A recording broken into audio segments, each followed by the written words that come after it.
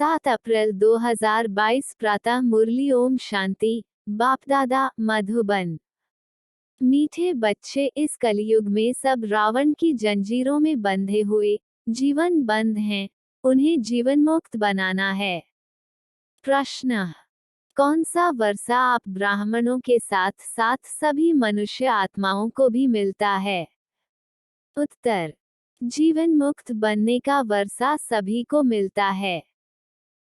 तुम ब्रह्मा की औलाद ब्राह्मण बनते हो, इसलिए तुम्हें 21 जन्मों के लिए जीवन मुक्ति का वर्षा मिलता है। बाकी सबको अपने अपने धर्म में पहले पहले जीवन मुक्ति अर्थात सुख फिर दुख मिलता है। हर एक आधा समय सुख और आधा समय दुख भोगते हैं। बाकी हर एक स्वर्ग के सुख नहीं भोग सकते। उसके लिए तो ब्राह्मण बनना पड़े, पाठशाला में शिक्षा लेनी पड़े, माया पर विजयी बनना पड़े। गीत। मुखड़ा देख ले प्राणी। ओम शांति। यह किसने कहा? अपने दिल रूपी दर्पण में देखो कि कितने पाप हैं, कितने पुण्य हैं, अर्थात 5 विकारों पर कितनी जीत पहनी है। हम लायक बने हैं श्री नारायण को वरने, क्योंकि जीवन मुक्ति व स्वर्ग के मालिक तो राजा रानी भी बनते हैं, प्रजा भी बनती है। तो दर्पण में अपने को देखना है कि माँ बाप जितनी सेवा हम कर सकते हैं। यह सिर्फ तुम ब्राह्मण ही जानते हो कि यह कलयुग है और सब जीवन बंध में हैं। एक भी जीवन मुक्ति में नहीं है। तुम भी जीवन बंध में थे। अभी जीवन मुक्ति पाने के लिए बाप पुरुषार्थ कराते हैं। बाप ने समझाया है, इस समय सब मनुष्य मात्र जीवन बंध में हैं, क्योंकि है ही कलयुग। रावण की जंजीरों में बंधे हुए हैं। कलयुग है जीवन बंध, सतयुग है जीवन मुक्त। राम राज्य में यथा राजा रानी तथा प्रजा सब जीवन मुक्त हैं। रावण राज्य में जीवन बंध हैं, यथा राजा रानी तथा प्रजा। इस समय सब मनुष्य मात्र जीवन बंध में हैं, तमोप्रधान दुखी हैं। अब सबको सतोप्रधान में जाना है। सतोप्रधान शुरू होता है सतयुग में। हर एक आत्मा को अपना अपना पाठ बजाना है। आत्मा अपने अपने धर्म में जब आती है शांतिधाम से, तो पहले पहले जीवन मुक्त है। सतयुग त्रेता में किसको जीवन बंध नहीं कहेंगे, क्योंकि रावण राज्य ही नहीं। कलयुग में रावण राज्य है। सारी पृथ्वी पर जीवन बंध राज्य है। आदि सनातन देवी देवता धर्म का पहला नंबर जो है, वह भी जीवन बंध में है। अब जीवन मुक्त बन रहा है। जीवन मुक्ति का अर्थ यह नहीं कि सभी सतयुग त्रेता में आ जाएंगे। नहीं, रावण के दुख से छुड़ाना, उसको ही जीवन मुक्ति कहा जाता है। मनुष्य को मुक्ति व जीवन मुक्ति दे नहीं सकते। मुक्ति अर्थात निर्वाण धाम में सबको बाप ही ले जाते हैं। पहले सब मुक्ति में जाएंगे, फिर जीवन मुक्ति में नंबरवार धर्म अनुसार आएंगे। ऐसे नहीं कि सतयुग में नहीं आते तो जीवन मुक्त नहीं कहला सकते। पहले पहले जो भी आते हैं अपने धर्म में, वो जीवन मुक्ति में हैं। आत्मा को पहले सतो प्रधान बनना है, फिर सतो रजो में आना है। हर चीज नई से पुरानी होती है, पुरानी से फिर नई बनती है। इस समय साधु संत आदि सब जीवन बंध में हैं। है ही कलयुग। जब तक बाप न आए, उनको बाबा कहा जाता है, फिर महाकाल कहो या कोई भी नाम रखो। असल नाम है शिव बाबा। बाबा बाबा कहते ही रहते हैं। गॉड फादर परमपिता परमात्मा कहते हैं। बाप समझाते हैं, मैं आकर बच्चों को मुक्ति जीवन मुक्ति दोनों ही देता हूँ। पहले पहले जो भी आएंगे जरूर सुख में आएंगे, फिर पीछे दुख में आना है। मुक्ति के बाद जीवन मुक्ति आती है, फिर पीछे है जीवन बंध। पहले पहले जरूर सुख में आना है। बाप सभी को सुख का वर्षा देते हैं, फिर कोई का एक जन्म भी सुख का होगा। आया थोड़ा सुख पाया और मरा। उनका ड्रामा में इतना ही पाठ है। वृद्धि तो मनुष्यों की होती ही रहती है, अब तक आते ही रहते हैं, जास्ती रहने वाले तो नहीं हैं। विनाश सामने खड़ा है। जो नए आएंगे फिर भल कलयुग में आए, परंतु आते ही दुख नहीं भोगेंगे। जरूर उनका कहाँ अच्छा ही मान होगा। मुक्तिधाम से हमेशा पहले जीवन मुक्ति में जाना होता है। माया के बंधन से मुक्त हो पहले सुख में उतरेंगे, फिर दुख में आएंगे। इस समय सब जड़ीभूत अवस्था को पाए हुए हैं। अपना सुख और दुख का पाठ बजाए सब मुक्ति और जीवन मुक्तिधाम में आएंगे।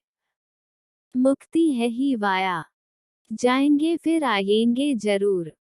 सारी दुनिया के मनुष्य मात्र जो जिस जिस धर्म में आए हैं वह फिर ऐसे ही आएंगे। जनक को भी जीवन मुक्ति मिली ना। ऐसे नहीं कि राजाए इस समय नहीं है, वह भी पिछाड़ी में आकर ज्ञान लेंगे जरूर। जीवन मुक्ति तो तुम सबको मिलती है, परंतु नंबरवार पुरुषार्थानुसार।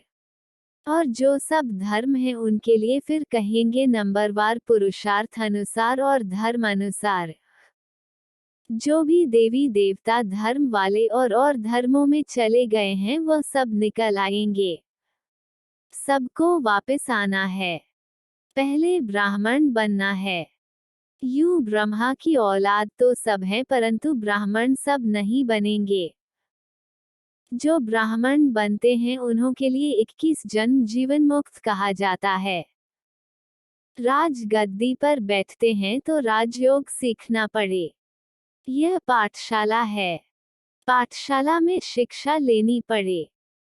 कायदे भी बहुत हैं, एक बार लक्ष्य मिल गया फिर विलायत में भी रहकर पढ़ सकते हैं। बरोबर हम शिव बाबा के बच्चे हैं, बाप से वर्षा जरूर लेना है। पत्र भी लिखते हैं, बाबा रावण का भूत सताता है। कभी काम का, कभी क्रोध का हल्का नशा आ जाता है। बाप कहते हैं इन पर विजय पानी है।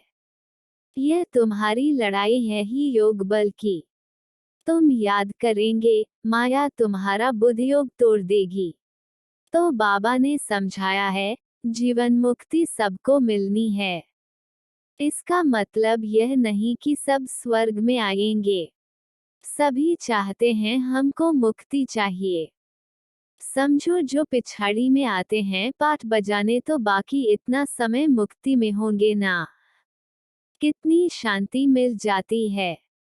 4500 वर्ष अथवा 4500 वर्ष शांति में रहते हैं। फिर उनका पाठ ही ऐसा है। हम फिर सुख और शांति दोनों में रहते हैं। ऐसे नहीं कि मनुष्य चाहे बस हमको उन जैसी ही शांति चाहिए, वहां बैठे ही रहें, कहने से नहीं मिल सकती। अनादि ड्रामा बना हुआ है, इसमें फर्क नहीं पड़ सकता है। शांति के शौकीन तो बहुत हैं, तुम्हारे सुख से भी उन्हों को शांति ज्यादा मिलती है।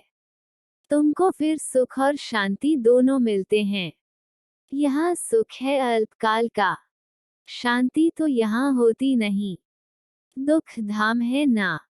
बाकी जंगल में जाकर बैठ जाना, वह कोई शांति थोड़े ही है। अगर वहाँ शांति है फिर तो वहाँ ही बैठे रहें, फिर शहर में आकर इतने फ्लैट आदि क्यों बनाते हैं। वहाँ सतयुग में तो शांति ही शांति है। भल पिछाड़ी में जो आते हैं वह समझते हैं यहाँ अशांति ही अशांति है।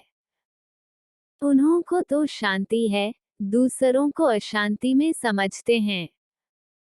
यह बातें बड़ी समझने की हैं। जीवन मुक्ति मिलती सबको है। 21 जन्म तुम राज्य करते हो तो दूसरे देरी से आते हैं, वह ऊपर शांति में रहते हैं। कोई सतयुग में अथवा त्रेता में पीछे आते हैं तो भी हैं तो शांतिधाम में ना। वहाँ कोई दुख नहीं है। फिर नंबरवार आएंगे, हिसाब किताब भी है ना। मनुष्य समझते हैं कि साइंस बड़ी तीखी है, हम कहते हैं हमारी साइलेंस सबसे तीखी है।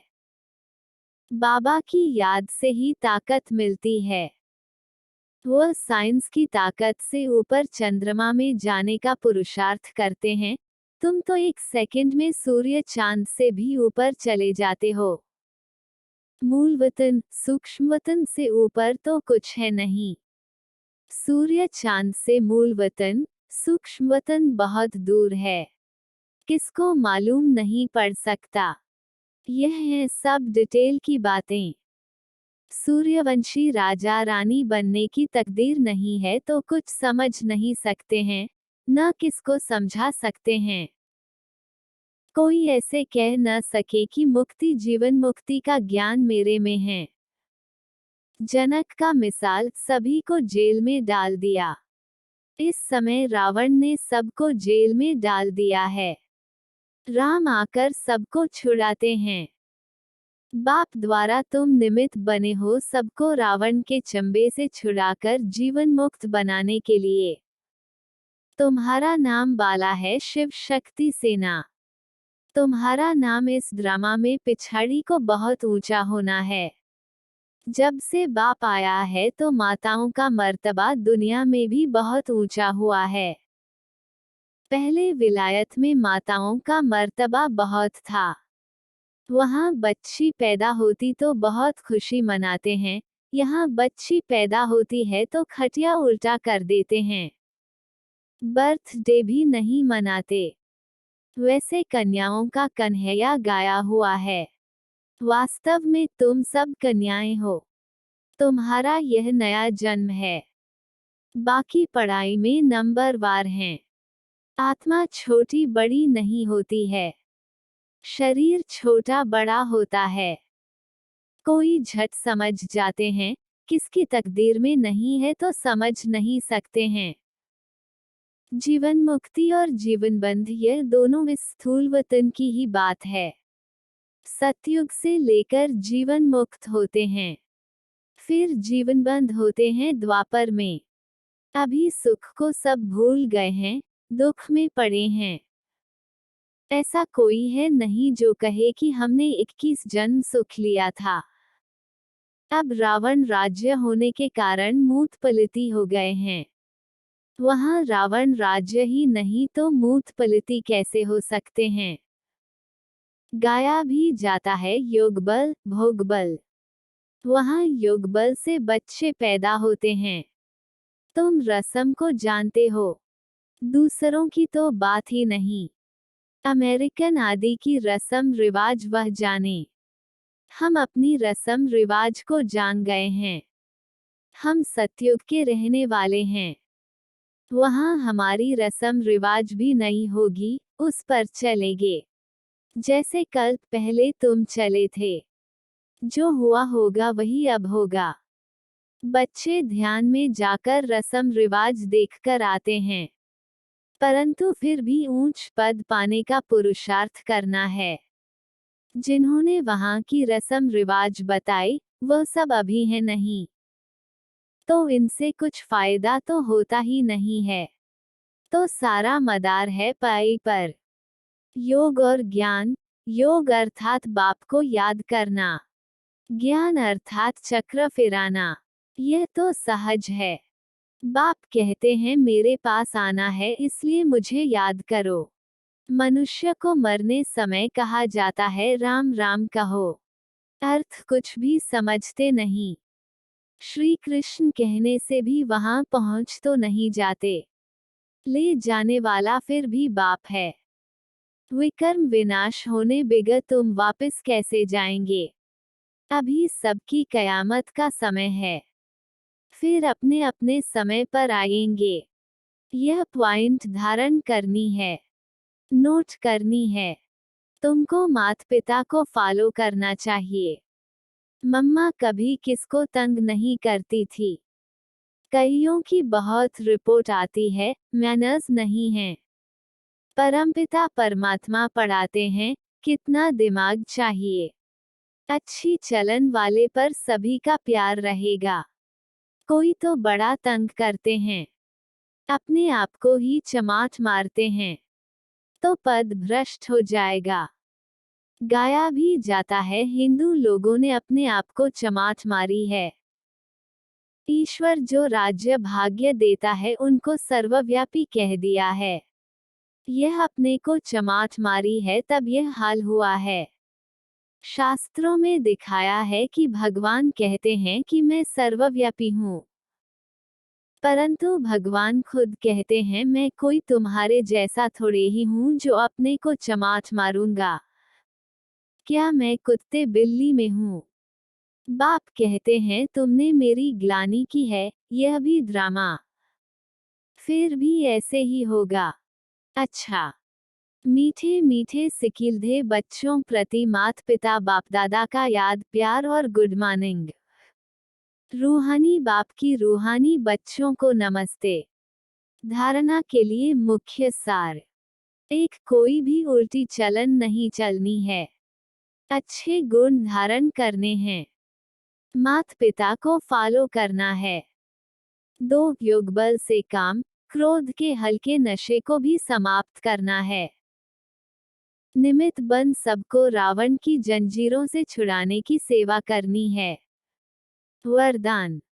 क्या, क्यों, ऐसे और वैसे के सभी प्रश्नों से पार रहने वाले सदा प्रसन्नचित भाव। जो प्रसन्नचित आत्माएं हैं वे स्व के संबंध में व सर्व के संबंध में, प्रकृति के संबंध में, किसी भी समय, किसी भी बात में संकल्प मात्र भी क्वेश्चन नहीं उठाएंगी। यह ऐसा क्यों व यह क्या हो रहा है, ऐसा भी होता है क्या? प्रसन्नचित आत्मा के संकल्प में हर कर्म को करते, देखते, सुनते, सोचते यही रहता है कि जो हो रहा है वो मेरे लिए अच्छा है और सदा अच्छा ही होना है। वे कभी क्या, क्यों, ऐसा वैसा इन प्रश्नों की उलझन में नहीं जाते। स्लोगन। स्वयं को मेहमान समझकर हर कर्म करो तो महान और महिमा योग्य बन जाएंगे।